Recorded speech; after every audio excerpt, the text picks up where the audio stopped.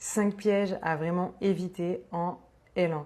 Le premier, c'est ne pas s'organiser et foncer tête baissée. En gros, si tu fonces tête baissée sans savoir ce que tu fais ni pourquoi tu le fais, si tu n'as pas d'objectif, si tu ne sais pas en combien de temps tu dois accomplir quoi, bref, tout ça, si tu commences à partir sans t'organiser, c'est mort. Ça va être vraiment compliqué pour toi.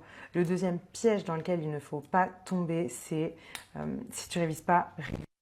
Alors attention, je ne dis pas que tu dois obligatoirement réviser tous les jours et que si tu ne révises pas tous les jours, eh ben, tu ne vas pas réussir ta L1, c'est pas ce que je te dis. Mais si tu commences à réviser avant les galops d'essai, si tu commences à réviser juste avant les partiels, ça sera trop tard peut-être. Pour le droit, il y a tellement de choses à connaître que tu ne peux pas les apprendre rapidement. Ça nécessite du temps et de la répétition vraiment.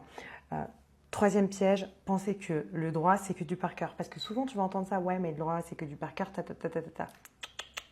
Donc, non seulement le droit, c'est du par cœur, parce qu'il faut avoir des connaissances, il faut en avoir beaucoup, et en plus, il faut vraiment savoir les appliquer. Et ça passe par la méthodo. Mais ça passe pas que par la méthodo.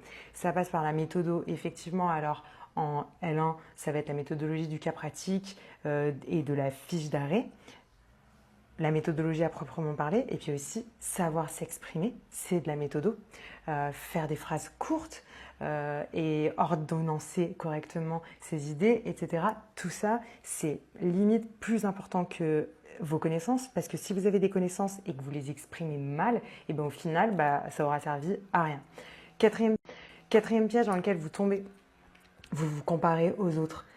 C'est normal, on est tous là en train de se regarder tout le temps, sauf que le droit c'est hyper compétitif et toi tu peux être tranquille dans ton coin, faire tes cours, tes révisions, tes fiches, etc., avoir ta façon de faire, avoir une vie sociale et puis tu peux voir à côté de toi un mec ou une nana qui va consacrer 100% de son temps libre au droit, qui va faire que réviser tous les soirs, tous les week-ends, etc. Et du coup, toi, ça va stresser parce que tu vas dire, mais putain, mais s'il fait tout ça, c'est peut-être qu'il faut faire tout ça. Et moi, j'en fais peut-être pas assez. Et du coup, je vais rater parce que lui, ce qu'il fait, c'est mieux que moi. Non.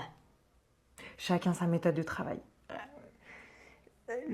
Fais confiance au process. Pour le moment, tu ne te connais pas et tu ne sais pas comment tu vas être par rapport à tes études de droit. Donc, laisse-toi vivre et laisse vivre les autres aussi qui fassent bien comme ils ont envie de faire.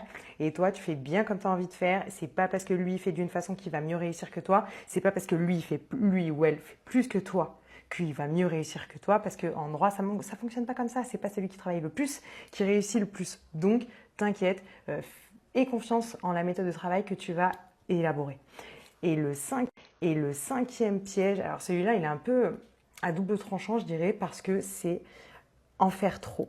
Donc, en faire trop, ça va être quoi? Ça va être, je veux absolument retaper mon cours pour que mon cours soit hyper au propre, etc. On s'en fout que ton cours soit au propre. Je dis pas que le cours doit pas être propre, mais ça, par exemple, c'est des choses que tu dois faire directement quand tu es en cours. Dès que le prof il se met à raconter sa vie, une histoire ou je sais pas quoi, tac, tac, tac, tu remets ton cours bien au propre, nickel. Sinon, tu pas rentrer chez soi pour retaper son cours. Il en est absolument hors de question. Même si tu penses que c'est une bonne idée, c'est pas du tout une bonne idée parce que le temps, c'est ce que tu as de plus précieux en droit. Et là, vraiment, c'est vraiment du temps perdu. Autre chose que vous faites, vous passez trop de temps à faire vos TD. Encore une fois, je ne dis pas qu'il ne faut pas passer de temps à faire ses TD, mais il ne faut pas non plus passer trop de temps à faire vos TD. Peu importe ce qu'on vous en dit à la fac, parce qu'il y a des profs qui vont vous dire que si vous ne passez pas 5, 6, 7 ou 8 heures, j'ai même entendu ça, c'est les étudiants qui viennent me le dire, si tu n'as pas passé autant d'heures à faire tes TD, tu réussiras pas tes TD, tu réussiras pas tes L1 et tu n'auras pas de master et donc tu réussiras pas ta vie. On redescend, c'est pas du tout le cas, donc ne passe pas autant de temps à faire tes TD et surtout, aidez-vous, vous êtes plusieurs dans la même merde. Aidez-vous à faire vos TD, ça va aller beaucoup plus vite. Et il y a un dernier piège, du coup, dans en faire trop toujours, dans lequel vous tombez, c'est vouloir compléter votre cours avec des manuels. C'est très bien. mais ça, c'est pas du tout adapté à la L1. Ça, on commence à faire ça plutôt en L2, parce qu'en L1, tu dois déjà connaître et apprendre le vocabulaire juridique, tout est nouveau, toutes les matières sont nouvelles, c'est une nouvelle manière d'apprendre, c'est un nouveau fonctionnement, etc. Tu as déjà tout ça assimilé, et en plus, tu veux t'en rajouter avec des manuels qui vont te coûter de la thune, et que de toute façon, tu ne vas pas comprendre. On oublie.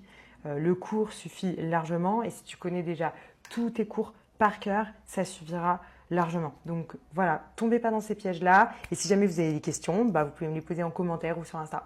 Gros bisous!